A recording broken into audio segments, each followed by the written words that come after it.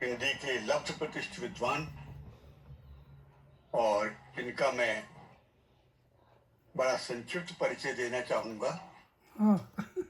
Doctor Shri भगवान शर्मा, जिन्होंने 125 से अधिक 125 से अधिक लोगों को आगरा विश्वविद्यालय के विभागाध्यक्ष होने के नाते पीएचडी कराई और 30 से अधिक लोगों को उन्होंने डीलिट का शोध कराया। और वो सभी लोग जो है वो इस समय भारत ही नहीं विश्व के तमाम प्रमुख विश्वविद्यालयों में वहाँ प्राध्यापक और वहाँ के विभागाध्यक्ष का काम कर रहे हैं। इतनी बड़ी सेवा इस व्यक्ति ने की है, वो हमें गर्व की बात है कि उन्होंने अंतर्राष्ट्रीय हिंदी समिति का जो है वो महामंत्री पद स्वीकारा है और साथ ही साथ विश्व हिंदी समिति के वो अंतर्राष्ट्रीय उपाध्यक्ष भी हैं। तो मैंने डॉक्टर श्री भगवान शर्मा को संबोधित किया और कनाडा के हमारे जो बड़े वरिष्ठ साहित्यकार हैं, श्री भगवत शरण जी, श्री राज महेश्वरी जी, श्यामा सिंह जी और हमारे सभी यहाँ पर उपस्थित जिन्होंने कि आज के इस आयोजन को गौरवान्वित किया है, जैसे हमारे उत्तर प्रदेश के और साहित्य भारती के अध्यक्ष डॉक्टर रवीन्द्र शुक्ला जी, वैभव वैद्य जी, हमारे श्री गौड़ जी, वेद प्रकाश गौड़ जी और डॉक्टर विशाखा ठाकर जी और उनकी दीदी जिन्होंने बहुत सुंदर कविता पढ़ी, सम्माननीय आशा पंडित जी और अखिल विश्व हिंदी समिति तथा अंतर्राष्ट्रीय हिंदी समिति के हमारे कनाडा के सभी सम्मानित पदाधिकारीगण और उपस्थित बंधु। सर्वप्रथम तो मैं विश्व हिंदी दिवस के अवसर पर आप सबको इन संस्थाओं की ओर से अपनी अनंत मंगल कामनाएं और शुभकामनाएं प्रेषित कर रहा हूं और मुझे ये पूरा विश्वास है कि जिस निष्ठा के साथ आप हिंदी को विश्व भाषा बनाने के संकल्प के साथ कार्य कर रहे हैं, लेकिन अवश्य हम लोगों के जीवन काल में भी हिंदी को वो गौरव प्राप्त होगा राष्ट्र संघ की मान्यता प्राप्त भाषाओं में से एक भाषा बनने का और विश्व भाषा बनने का, कि जिसके लिए हम कृत संकल्प हैं। अभी इससे पूर्व हमारे अनेक विद्वानों ने और साहित्यकारों ने बड़े अच्छे ढंग से हिंदी भाषा के ऐतिहासिक महत्व, उसकी वैज्ञानिकता, उसका अमूल्य साहित्य और साथ ही साथ उसके विश्व भाषा बनने की व्यापक संभावनाओं के बारे में हमें बड़े विस्तार से बताया। मैं अपने आप को उन विचारों से संबद्ध करता हूं और पुनरावृत्ति न हो कथनों की और विचारों की, तो इसलिए मैं एक उसके चर्चा करना चाहूंगा कि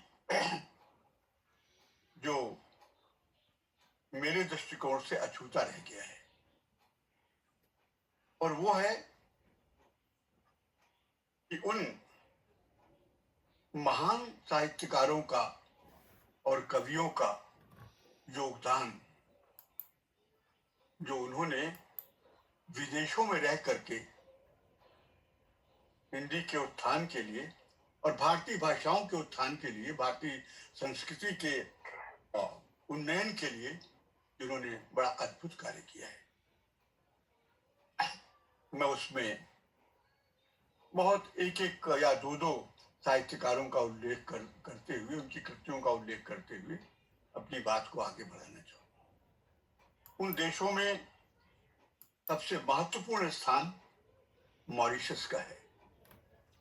अभी तक विश्व में 11 विश्व हिंदी सम्मेलन हुए हैं, जिनमें से 3 सम्मेलन कराने का श्रेय मॉरिशस को, और मॉरिशस ने विपुल धन दे करके भारत के सहयोग से वहां पर विश्व हिंदी सचिवालय की स्थापना की है, जो हिंदी के लिए पूरे विश्व के अंदर अद्भुत कार्य कर रहा है। अभी समय तो हम उसके सचिव को भी यहाँ पर बुला करके अपने इस मंच के ऊपर आपको हम वहाँ का विस्तृत विवरण देना चाहेंगे, ताकि जो हमारे निष्ठावान कार्यकर्ता हैं उनके अंदर भी जो उत्साह है वो और अधिक साकार रूप में हमारे सामने आ सके। मैं मॉरिशस के बारे में कह रहा था। मॉरिशस के एक बहुत बड़े कवि हैं अभिमन्यु अनंत, और उनका नाम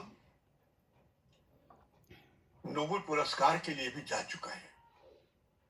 वो हिंदी के मौलिक लेखक हैं, और ये मॉरिशस के जो प्रवासी भारतीय हैं जिन्होंने हमारी संस्कृति और भाषा को वहां पर सुरक्षित रखा है, उसमें तमिल भाषा भी है, गुजराती भाषा भी है, मराठी भाषा भी है, तेलुगु भाषा भी है। वहां के राष्ट्रपति रिंगाडू जी वो तेलुगु भाषी थे। तो मैं अभिमन्यु अनंत की बात कर रहा था। उन्होंने हिंदी साहित्य की सभी विधाओं में रचना की है। उन्होंने अनेक उपन्यास लिखे हैं, कविताएं लिखी हैं, लिखे हैं, और इसके साथ साथ उन्होंने बड़े सुंदर सुंदर लेख भारतीय संस्कृति और इतिहास के विषय में लिखे हैं, और साथ ही साथ उन्होंने फ्रेंच साहित्य के वो प्राध्यापक रहे और फ्रेंच साहित्य के बारे में लिखा है। क्या उनके अंदर भाव है, भावना है, इसके लिए मैं उनकी एक बड़ी छोटी सी कविता आपके सामने रखना चाहूंगा। वो लिखते हैं कि इस देश के अंधे इतिहास ने न तो उसे देखा था, न तो इस देश के गूंगे इतिहास ने सुनाई थी उसकी पूरी कहानी, जिसकी इस माटी पर बही थी पहली पसीने की बूंदें, और जिसने चट्टानों के बीच हरियाली उगाई थी, वो पहला गिरमिटिया इस माटी का बेटा था। वो मेरा भी अपना था और भारत तेरा भी अपना है। हाँ। तो यानी जो भारत के प्रति उनकी भावनाएं हैं, कितने अच्छे ढंग से उन्होंने व्यक्त की हैं। वो तेरा भी अपना था, मेरा भी अपना है। और मैं कुछ और लेखकों का वहां के उल्लेख करना चाहूंगा, दो एक लेखकों का, कि वो हमारी मान्यताएं, वो हमारे मूल्य और वो हमारी परंपराएं, वो हमारे लोकगीत गायब हो गए हमारे यहाँ से। आपको आश्चर्य होगा कि मॉरिशस के अंदर सुरक्षित हैं। हमारे यहाँ विवाह के अवसर पर बहुत गीत गाए जाते थे। हमारे यहाँ जब जन्म होता था तो हमारे घरों में सोहर गाई जाती थी बच्चे के जन्म पर। उसके बाद जब वो धीरे धीरे बड़ा होता था तो उसके हर अवसर के गीत होते थे। तिलक के गीत हैं, उसके जो हमारे उत्तर भारत के लोग हैं, मड़वा सिराई का गीत होता था, वो कुआं पुजाई का गीत होता था। वो सब हमारे यहाँ गायब हो गए। हिंदुओं के ही नहीं, मुसलमानों के भी जो दोहे और नोहे थे वो गायब हो गए हमारे यहाँ से। लेकिन मॉरिशस में अभी वो सुरक्षित हैं। इस तरह से हमारे यहाँ विवाह रात भर मंत्रोच्चार के साथ आज भी वहाँ वैसा ही होता है। कुर्ता धोती पहन के ही वो विवाह करते हैं। और जो सबसे यानी अच्छी बात मुझे लगती है वहां पर ये कि जैसा हमारे यहाँ भारत में परिवेश था सांप्रदायिक सद्भाव का, वो उनके यहाँ लोकगीतों के माध्यम से सुरक्षित है। जैसे मैं एक गांव में जा रहा था, तो उस गांव में मुस्लिम गांव था वहां का, और उसमें एक सोहर गाई जा रही थी कि बीबी अमीना के भय नंद लाला। प्रॉफिट मोहब्बत की वाइफ अमीना था, और वो गा रहे हैं कि बीबी अमीना के भय नंद लाला। तो ये जो एक सामंजस्य था, ये आज भी हमें वहां देखने को मिलता है। जो हमारे यहाँ से अब वो जो लोकगीत हैं वो गायब हो गए। कभी अवसर मिलेगा तो मैं काफी उसको विस्तार से बताऊंगा, और आपको जानकर आश्चर्य होगा कि वहां की दो विदुषी महिलाएं, सुचिता रामदीन, उन्होंने वहां लोकगीतों का संग्रह किया है, और 16,000 लोकगीत, बड़ी मोटी पुस्तक, जो अब हमारे यहाँ नहीं है, वो उन्होंने संकलित करके मॉरिशस में उनको पुस्तकाकार करके जो है वो उसको प्रकाशित किया है। उसी तरह से जो एक सरिता बुद्धू हैं, वहाँ के उपराष्ट्रपति थे बुद्धू जी, हरीश बुद्धू जी, उनकी धर्मपत्नी है, लेकिन उन्होंने बहुत बड़ा काम किया है। कन्यादान नाम का एक उपन्यास लिखा है, और जिसके अंदर वो है स्वयं अभिमन्यु अनस का जो लाल पसीना है, अद्भुत उपन्यास है। इतनी पीड़ाएं सही हैं हमारे इन गिरमिटिया मजदूरों ने, और कैसे उन्होंने अपने साहित्य और संस्कृति को सुरक्षित रखा है, उसके विषय में बहुत सारे लोगों ने लिखा है। और वो पहला देश है मॉरिशस, जहां पर प्रोफेसर वासुदेव विष्णुदयाल ने 1941 में, क्या बात, 1941 में 16,000 हिंदी पुस्तकों की प्रदर्शनी लगाई थी, उस समय जबकि वायुयान के द्वारा वहां पर हमारा संपर्क नहीं था, और पानी के जहाज से वो लोग वहां जाते थे, और वो जो है वहां पर जो है वह पुस्तकों को ले जाते थे। तो ये बहुत बड़े काम है जो उन्होंने वहां किया। मैं दूसरे डायस्पोरा में आता हूँ, सूरीनाम में, और हिंदी ट्रिनिडाद में गायब हो गई है। संस्कृत है वहाँ, संस्कृत में आप वहाँ बच्चों से बात कर सकते हैं, लेकिन हिंदी वहाँ नहीं है ट्रिनिडाद में, न तो भारत में हिंदी रह गई है। लेकिन जो सूरीनाम है वहाँ पर हिंदी पूर्ण रूप से सुरक्षित है, और बड़े सुंदर वहाँ पर मौलिक साहित्य हिंदी में। मैं एक ही उदाहरण देना चाहूंगा कि संयोग से मॉरिशस में, गयाना में, ट्रिनिडाद में, फिजी में, वहां तो रामायण चली गई, गीता पहुंच गई, सूरीनाम में नहीं पहुंच पाई थी। तो सूरीनाम में उस समय आप सोचिए कि आज से कोई यानी 150 पौने 200 साल पहले, 150 साल पहले मुंशी रहमान खान ने रामायण लिखी है। अद्भुत रामायण है वो, और उससे भारत के पूरे उस समय के सामाजिक परिवेश का दिग्दर्शन होता है। मैं उसकी 2 ही लाइनें सुनाता हूँ। मेरा शौक है, मैं जहां भी जाता हूँ वहाँ आर्काइव्स में जरूर जाता हूँ, कुछ समय जरूर देता हूँ, और जो वहाँ के सुंदर और सुरम्य स्थान है उनको अवश्य देखता हूँ। तो उन्होंने लिखा उस रामायण की जो प्रारंभिक 2 लाइनें हैं कि दुई जात भारत से आए, हिंदू मुसलमान कहलाए, रही प्रीति दोनों में भारी, जस दुई बंधु एक महतारी। वाह वाह डॉक्टर साहब, वाह वाह, क्या बहुत सुंदर, बहुत सुंदर। ये जो है कि उस समय के सामाजिक परिवेश का दिग्दर्शन वहां उन्होंने उस रामायण के प्रारंभ में किया। बहुत सुंदर। क्या तो मैं एक ही उदाहरण दे रहा हूँ। ऐसे ही वहां पर हरिदेव चैतू ने बहुत बड़ा काम साहित्य में किया है, साहित्य में योगदान किया है। इसी प्रकार से ट्रिनिडाद में है। ट्रिनिडाद में हिंदी में बहुत साहित्य लिखा गया है, और कम से कम आप समझिए कि हजारों पुस्तकें जो अप्रकाशित हैं सूरीनाम की और ट्रिनिडाद गयाना के आर्काइव्स में रखी हुई है। और मैं तो भारत सरकार से भी कहता हूं और आप लोगों से भी कहता हूं कि ये बहुत बड़ा काम होगा अगर हम उनके उस मौलिक साहित्य को जो उन्होंने रचा है उसे प्रकाशित कर सके। और हिंदी में ही नहीं, बहुत सभी भारतीय भाषाओं में लिखा है उन्होंने, वो उसको हम प्रकाशित कर सके। उससे अपने साहित्य को समृद्ध करके जो प्रवासी साहित्य है उसे हम अपने विश्वविद्यालयों का जो पाठ्यक्रम है उसके अंदर सम्मिलित कर सकते हैं। बहुत अच्छे बात, बहुत अच्छा सुझाव, बहुत अच्छा। ताकि वो उत्साहित हो। बिल्कुल। डॉक्टर विशाखा ठाकर को या इनको डॉक्टर बघेल को इनको उत्साहित नहीं करेंगे, और इनकी लिखा हुआ साहित्य जो है वो उसके ऊपर हमारे डॉक्टर श्री भगवान शर्मा जिन्होंने सैकड़ों लोगों को पीएचडी कराया है, वो उनके ऊपर शोध नहीं कराएंगे वहां पर। बिल्कुल बिल्कुल कराएंगे साहित्य के ऊपर। तो हमारा पूरा हिंदी साहित्य का इतिहास जो है वो अधूरा रह जाएगा। बिल्कुल। और आप तो खैर विद्वान हैं, आपको छोड़ दीजिए, लेकिन हम जो हिंदी के लिए काम कर रहे हैं हम लोग, वो जो है वो उनको इतिहास क्षमा नहीं करेगा। आप लोगों को इस दिशा में आगे बढ़ना चाहिए। और भारतीय भाषाओं का बहुत बड़ा महत्व है।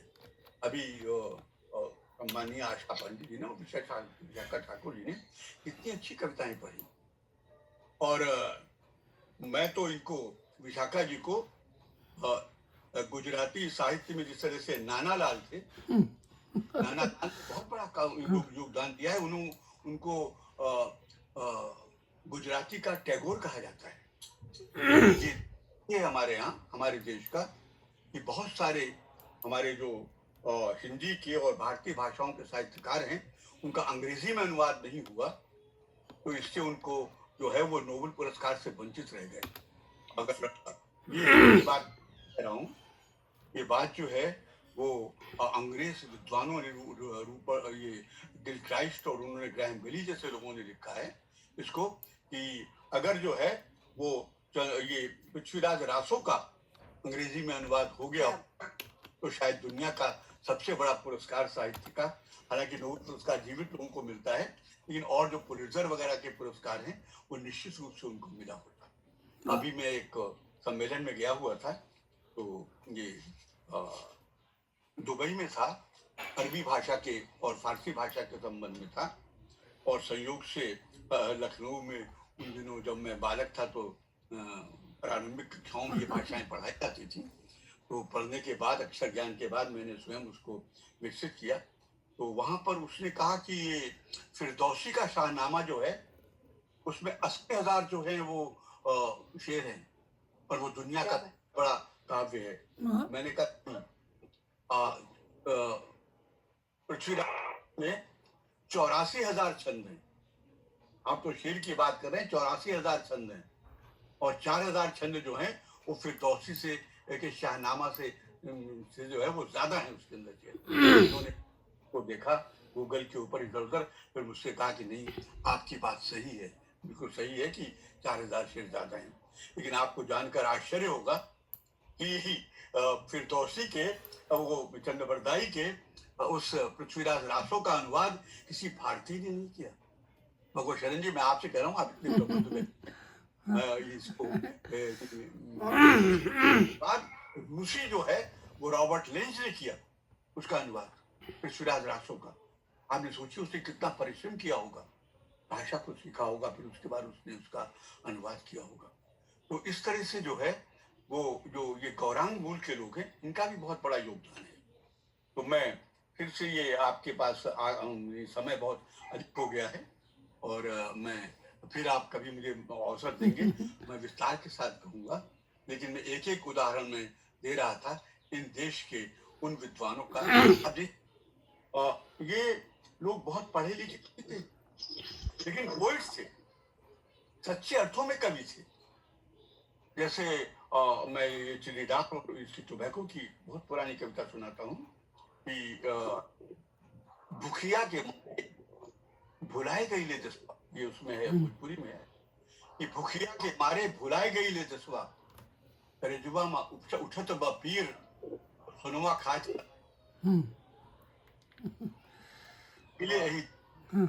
ये आप सबके ऊपर लागू होता है। सोने के लिए आप लोग इस देश में आए थे, कमाने के लिए आए थे, लेकिन शरीर जो है यहाँ पर गल गया। वाह वाह, बहुत सुंदर। तो मैं कहता हूँ if this is not poetry then what is poetry. बिल्कुल इतनी बड़ी बात जो है वो लिखी है उन लोगों ने, और हम जो है वो भूल जाते हैं, हम भूल जाते हैं। मैं तो आपको देख के मुझे गुजराती याद आ रहा है कि, क्योंकि मैं ये कहूँगा जैसे आपके यहाँ बड़ा सुंदर गाना है, देखिए वो जो संवेदना गुजरात में है, जो संवेदना तमिलनाडु में है, और या जो संवेदना केरल में है, वहाँ के पाठकों में। डॉक्टर साहब भगवान शर्मा जी, मैं आपसे निवेदन करता हूँ आप इसके ऊपर भी एक शोध कराइए, वो जरूर। हिंदी में क्यों नहीं। यानी एक गुजराती का गीत है, तारी आंख नु अफीणी तारा बोल नो बंधाणी तारा रूपणी पूनम। बिल्कुल पूरा गुजरात इस गीत के ऊपर पागल हो गया, हाँ, लेकिन हो गया कि नहीं हो गया। हाँ जी, बिल्कुल। हिंदी में जयशंकर प्रसाद ने जब लिखा, काली आंखों में कितने यौवन के मद की लाली, माणिक मद से भरती इसने वाह वाह राव जी वाह, क्या माणिक कहना। मद से भरती वाह, इसने वाह, मदन की प्याली हैं, और कमर समीप सत्य थे तो किसले दल पुरैनी के जल बिंदु सदस्य ठहरे कब इन कानों में दुख के। लेकिन ये जो है जो जयशंकर प्रसाद ने लिखा, हमारे हिंदी में इतनी सभ्यता नहीं थी कि वो उनके जो ये गीत है हिंदी भाषियों के अंदर, कि वो यहाँ पर उस गुजराती के उस गीत की तरह से लोकप्रिय हो जाए। हालांकि भाषा शायद उसके अधिक नहीं, मतलब तो मैं नहीं कहूँगा, लेकिन उसके अर्थ वही है, ये संवेदना भी होती है। आप ये भारतीय भाषाओं में एक ऐसी चीज है, बंगाल में वो उस भाषा को लिख करके, वो साहित्य लिख करके आपको नोबेल प्राइज मिल जाएगा, लेकिन अगर आप वही चीज हिंदी में लिखे, उर्दू में लिखे, तो सड़क के ऊपर पिट जाएंगे। मैं क्या उदाहरण दे सकता हूँ, हमारे बघेल जी बंगाल में रहे हैं, बंगला में लिखते भी, डॉक्टर ये गोपाल बघेल जी, गोपाल बघेल जी, क्या रविन्द्रनाथ के ऐसा उर्दू साहित्य लिख करके कोई जो है वो नोबेल प्राइज हिंदी में या मराठी में या गुजराती में या तमिल में पा सकता है? बिल्कुल वो लिखते हैं कि फेलो को वशन फेलो गुजाऊं चल फेरो शुद्धो सौंदर्य रे नग्न आवरण हैं, प्रत्यंग कांदे तब प्रत्यंग तारे प्राणेर मिटन मांगे देहर मिलन। अगर आप ये हिंदी में लिखते तो आपको लोग सड़क के ऊपर हिंदी के साहित्यकार जो है, मैं इसका अनुवाद नहीं कर रहा हूँ, आपने अनुवाद स्पष्ट है, सही बात। तो आपको कवि सम्मेलनों के अंदर कविता नहीं पढ़ने देंगे। क्या बिल्कुल। तो ये जो संवेदनशीलता है और उसको ग्राह्यता है, क्योंकि साहित्य के ऊपर हम बात कर रहे हैं, तो उपमेय के रूप है, उपमान के रूप में वही बिंब और प्रतीक बन जाता है। जब वो बिंब और प्रतीक बनता है, तब जो है वो एक नए साहित्य का सृजन होता है। मैं क्यों हर वर्ष टोरंटो आता हूँ, मैं क्यों हर वर्ष अमेरिका जाता हूँ या यूरोप जाता हूँ, हिंदी के प्रचार का तो एक काम तो हमारा, उसके लिए तो हम प्रतिबद्ध हैं। लेकिन आपके टोरंटो के अंदर जो ये नियाग्रा फॉल है, अब देखिए वो एरो झील से लेकर के ओंटारियो झील तक जो नियाग्रा नदी है 36 मील तक जाती है। मैं 36 मील गया हूँ उसकी परिक्रमा करने के लिए, और जो 326 फीट से गिरता है वो फॉल आपका, यानी जिसको आप नियाग्रा फॉल कहते हैं, वो संसार के आश्चर्यों में तो है ही है। लेकिन उसके बारे में जब वो मार्क ट्वेन ने लिखा कि तब मुझे ये उत्साह हुई कि मैं भी उसे लिखूं। उसने लिखा कि वहाँ के नियाग्रा फॉल के सामने से जो शव यात्राएं गुजरती हैं, तो जो मुर्दे हैं वो भी उसके सौंदर्य को देखकर उनकी आंखें खुल जाती हैं।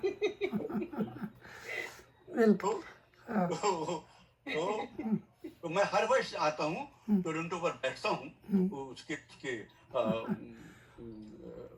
किनारे देखता हूँ, बड़ी अच्छी रोशनी होती है, और जिसके अंदर काव्य की प्रवृत्ति नहीं है, उसके अंदर भी जो है वो काव्य की जो है वो रखने की जो है वो आकांक्षा अपने आप जागृत हो जाती है। बिल्कुल। उसका उसके जो मस्तिष्क और हृदय की तंत्रियां जो हैं उसे झंकृत कर देती है, क्योंकि कविता के कुल्लड़ फूले आवे, बिल्कुल। कविता के कुल्लड़ फूट जाते। जी जी बिल्कुल। हाँ। तो आप लोग तो इतनी सुंदर जगह पर रहते हैं, कनाडा में इतनी सुंदर स्थान पर देखते हैं। मैं न्यूयॉर्क जाता हूँ तो वहाँ भी जो हाँ। सुंदर स्थान है, वाशिंगटन जाता हूँ वहाँ भी सुंदर, तो मुझे सुंदर स्थानों को देखने का और विद्वजनों से उनका सत्संग करने का ये मेरे अंदर एक स्वाभाविक वो है, क्योंकि हर वक्त सीखते रहना चाहिए। हर वक्त सीखते, अगर हम गुजराती के का साहित्य नहीं पढ़ेंगे, अगर हम मराठी के साहित्य नहीं पढ़ेंगे, आपको जानकर आश्चर्य होगा, तो सबसे ज्यादा फिल्म चली थी और जिसके ऊपर सबसे ज्यादा वहाँ मिले थे फेस्टिवल में, वो सरस्वती चंद्र थी। और सरस्वती चंद्र गुजराती के लेखक गोवर्धनराम त्रिपाठी की है, बंगाल की नहीं है। मैं अगर मैं गलत हूं तो आप लोग दो यहाँ विदुषी गुजराती वो बता सकती है। तो ये जो है ये हम जब तक उनके साहित्य को नहीं देखेंगे, जब तक हम रूसी, चीनी और ये अंग्रेजी, फ्रेंच, जर्मन, इन सारे साहित्यों का अध्ययन हम हिंदी के लोग नहीं करेंगे, तो हम कैसे अपनी भाषा को समृद्ध कर पाएंगे? बहुत अच्छा, बहुत आनंद आया जी। आनंद तो आपको और आएगा। आनंद के आप हम लोग पूरी रात सुन सकते हैं, पर वही है कि हाँ हाँ जी, अगर आप जो है वो हाँ भगवान शर्मा जैसे विद्वान को और सुने या और विद्वानों को और सुने, तो ये अवधारणा है। अब देखिए, ये हिंदी में एक बड़ा अद्भुत गुण है, तो संसार की किसी भाषा में नहीं है साहित्य के दृष्टिकोण से। अंग्रेजी में क्लासिसिज्म आया, चला गया, रोमांटिसिज्म आया, चला गया, प्रोग्रेसिविज्म आया, चला गया, इसमें कोई नहीं लिखता। एक्जिस्टेंशियलिज्म आया, चला गया, सरफरिज्म आया, चला गया। अब वहां क्या लिखा जा रहा है अंग्रेजी में आजकल, वो जो है वो एक अलग विषय है, मैं उस पर नहीं जाना चाहता हूँ। उनका जो मोस्ट मॉडर्न लिटरेचर है, रॉबर्ट बर्न्स से लेकर के कई एक उदाहरण में दे दूं। रॉबर्ट बर्न्स लिखता है कि had you never been so nicely, had you never been so kindly, never met or never parted, we had never been broken hearted. ये गायब हो गया। अब इस शैली में वहां कोई नहीं लिखता है। जो कीट्स की कविताएं हैं, heard melodies are sweet but those unheard are sweeter, therefore he soft pipes play on. Hindi में आज भी चौपाई में लिखा जा रहा है, दोहे में लिखा जा रहा है, उर्ठे में लिखा जा रहा है, छंदों में लिखा जा रहा है, जो भरत मुनि से लेकर के भामा और दंडी तक उन्होंने जो है वो 1200 छंद लिखे, मतलब अलंकार बनाए हैं, उन सारे अलंकारों में लिखा जा रहा है हिंदी में ये। और ये जितनी भी विश्व की ये काव्य धाराएं हैं, क्लासिसिज्म, रोमांटिसिज्म और इससे लेकर के एक्जिस्टेंशियलिज्म तक, और उसमें तो वो सारी की सारी जो धाराएं हैं वो हिंदी साहित्य के अंदर मौजूद है, उपस्थित है। इनमें भी लिखा जा रहा है, मॉडर्न ये भी लिखा जा रहा है, और उसका वो भी लिखा जाता है कि जो मतलब हमारे वांग्मय में था उसमें भी जुड़ा है। रघुवीर भारती की डॉक्टर शर्मा ने उस पर बहुत काम किया होगा या छात्रों से काम कराया होगा।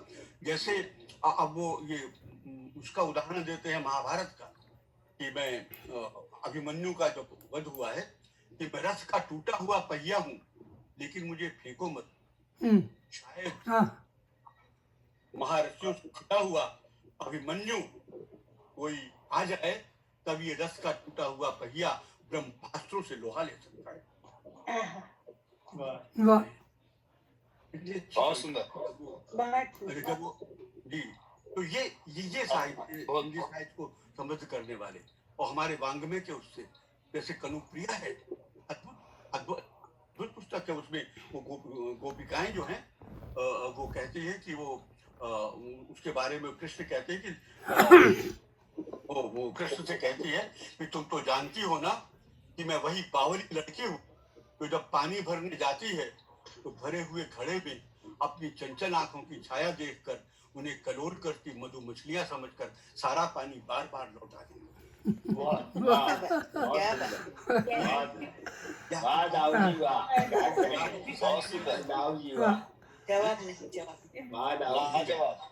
ये आपको कहाँ मिलेगा? हिंदी में मिलेगा और किसी भाषा में नहीं मिलेगा। आज की जो मॉडर्न इंग्लिश पोइट है, लिंडा मार्श वगैरह पोइट्स जो हैं, अभी वो लिख रही हैं कि वो जो आज के उनके जीवन का संघर्ष है उसके बारे में वो लिख रही है कि I would neither sink nor swim but the water has swim that I must either sink or swim. ये पूरी जो वेस्टर्न की यानी पूरी की पूरी उनकी संकट है उनके अस्तित्व के लिए, ये उसके बारे में लिख रहे हैं।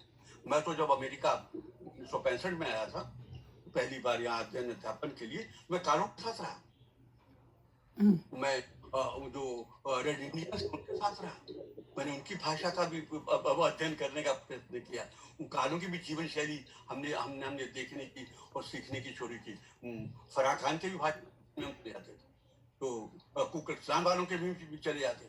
अगर हम वहाँ की संस्कृति नहीं समझेंगे, अब होता क्या है, हमारे क्षमा करिएगा, हमारे भारत से बहुत लोग आते हैं अमेरिका में रहते हैं, पाकिस्तानियों में रहते हैं, उसी में खाते पीते हैं, उन्हीं के साथ मार्केटिंग करते हैं, सोने के जेवर खरीदते हैं और कपड़े खरीदते हैं और फिर भारत लौट आते हैं।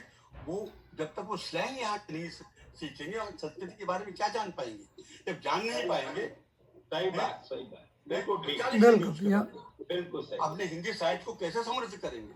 तो हमारा जो ये विश्व हिंदी समिति का आंदोलन है इसके लिए भी है कि हम जो है अपनी भारतीय भाषाओं का प्रचार प्रसार करें। हमारे गौड़ जी ने बहुत अच्छी बात कही और सबसे अच्छी बात जो मुझे आज लगी वो संदीप त्यागी जी की लगी।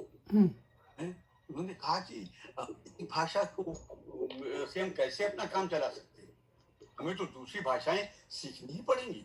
बिल्कुल। और लोग तो कहते हैं पंजाबी को कि वो मतलब जो है वो ऐसी भाषा है जो हमारी समझ में नहीं आती।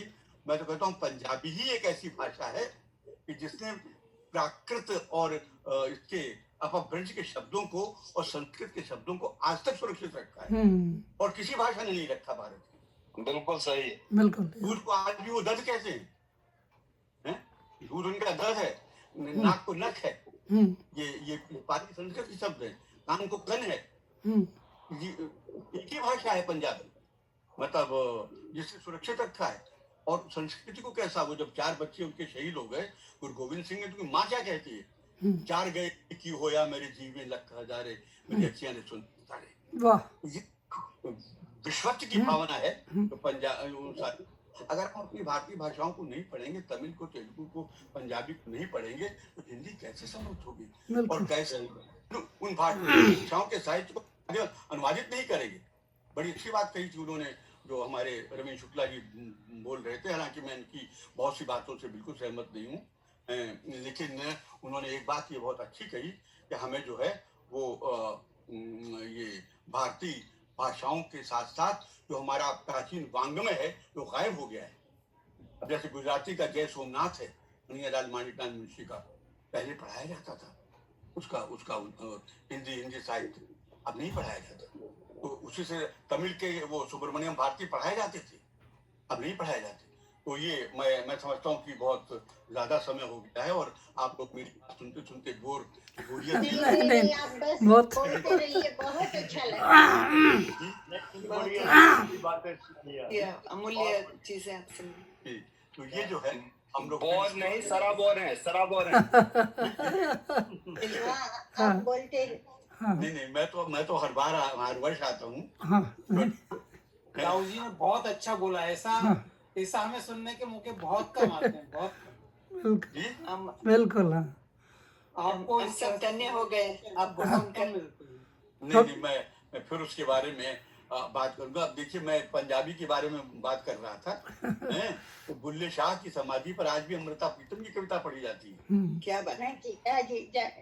जी हाँ, कितने कमरा बिच बोल, है ना। तो ये अच्छा, अमृता प्रीतम रसीदी टिकट लिख सकती है, उसे अब पंजाब का मानस ग्रहण कर सकता है, लेकिन रसीदी टिकट जैसी कोई किताब अगर हिंदी की कोई लेखिका लिख दे तो आप उसकी क्या दुर्गति होगी उसके परिवार और उसके मोहल्ले में, उसके समाज में, उसकी जाति में। तो हमें अपना दृष्टिकोण भी विस्तृत करना पड़ेगा। हाँ, हर एक लेखक या लेखिका के विचारों को आत्मसात करना पड़ेगा, तब जो है हम अपनी भाषा को आगे बना सकेंगे। और हिंदी को विश्व भाषा हम हिंदी भाषी नहीं बना सकते, तो सभी भारतीय भाषाओं के जो का जो समन्वित प्रयास होगा, पूरे देश का प्रयास होगा, और पूरे जो भारतीय हैं, आप लोग हैं, आप लोगों का वो प्रयास होगा। आप लोग न्यूयॉर्क में रह करके, कनाडा में रह करके ज्यादा प्रभावित कर सकते हैं। यहाँ तो पूरा विश्व है भाई, अमेरिका के बिल्कुल अंदर बिल्कुल पूरे जितने देशों का नाम डॉक्टर शर्मा ने सुझाया है, 180 उन सबके देशों, तो सब देशों के लोग कनाडा में हैं। आप उनसे संपर्क करके उनकी सरकारों को प्रभावित कर सकते हैं। उनके माध्यम से जो है वो आप हिंदी को क्या, किसी भी भाषा को यूनाइटेड नेशंस की भाषा बनाने में सक्षम हो सकते हैं। और जब भारत तो इतना सक्षम है, तो उसने योग को अंतर्राष्ट्रीय प्रतिष्ठा दिलवा दी राष्ट्र के द्वारा। तो हिंदी के लिए क्या मुश्किल है? खाली इसके लिए राजनीतिक जो पॉलिटिकल विल है, राजनीतिक इच्छा शक्ति है, उसकी जरूरत है। मैं तो अब राजनीति मैंने छोड़ दी। 2000 के बाद से मैंने कोई चुनाव नहीं लड़ा। मैंने कहा मैं हिंदी का ही काम करूंगा, मैं अब अगली शताब्दी में चुनाव नहीं लड़ूंगा। क्या बात, तो इसलिए जो है बहुत धन्यवाद। बहुत सम्मान दिया हमारे नगर के लोगों ने। तो मैं अब आप लोगों की सेवा में हूँ। मैं समझता हूँ कि आप सबके सहयोग से हम कर सकें। बिल्कुल। गुप्ता जी आप अपनी सेहत का बहुत ध्यान रखिएगा कोरोना के समय में जी। आप अपनी सेहत का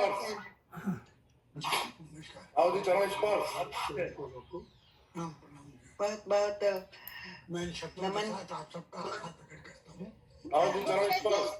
गुप्ता जी, ये दीदी मेरी, उनकी बेटी से आप मिल चुके हैं, मेरी बिंकी से, इनकी मम्मी है। मैं दिल्ली में मिला। हाँ जी, बहुत बहुत नमस्कार आपको। तो चलिए, बहुत अच्छा, बहुत आनंद आया, और शब्द नहीं है। और दाऊ जी तो भंडार हैं, पूरी रात भी बोल सकते हैं और हम लोग सुन सकते हैं, पर फिर भी समय की सीमा है। तो सब हो गया, खाली एक कवियत्री एक्चुअली जो हम काफ़ी देर से पुकार रहे थे, एक कवियत्री, हेलो, एक कवियत्री डॉक्टर पूनम निगम सहाय, वो 2-3 मिनट में अपनी कोई प्रस्तुति रखना चाहे वो रख दें, क्योंकि वो एकमात्र रह गई हैं, बाकी सबका हम लोग सुन चुके हैं। तो मैं नहीं चाहता कि कोई निराश, कोई बिना बोले कुछ जाए। तो 1-2 मिनट के लिए अगर वो हैं तो फटाफट आप बोल दें, लंबा नहीं खींचना है बिल्कुल, मतलब जरूर सुनेंगे। हाँ, एक्चुअली हमने आपको बहुत बार बुलाया, लेकिन आप कभी नहीं थे, जो भी है व्हाटएवर, तो आप बोल दीजिए। नहीं, कुछ बोलने का जरूरत नहीं है, आप खाली रचना सुना दीजिए।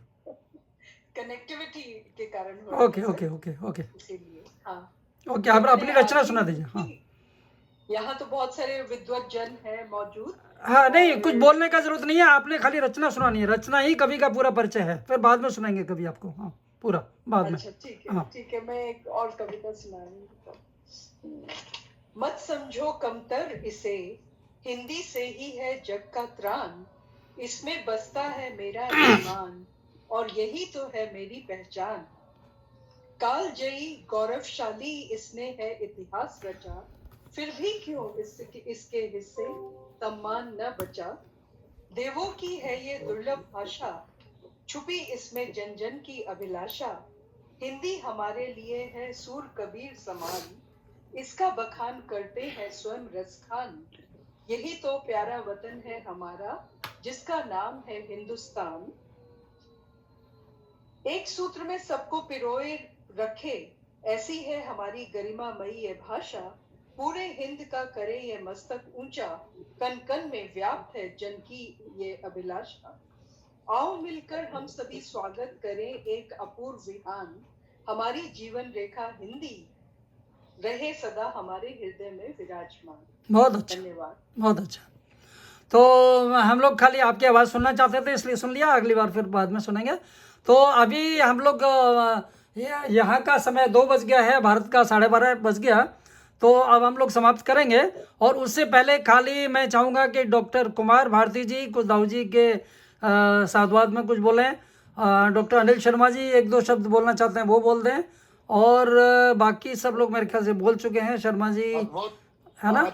हाँ, निश्चित रूप से ये श्रेय आपको जाता है, गोपाल जी और वैभव जी को जाता है।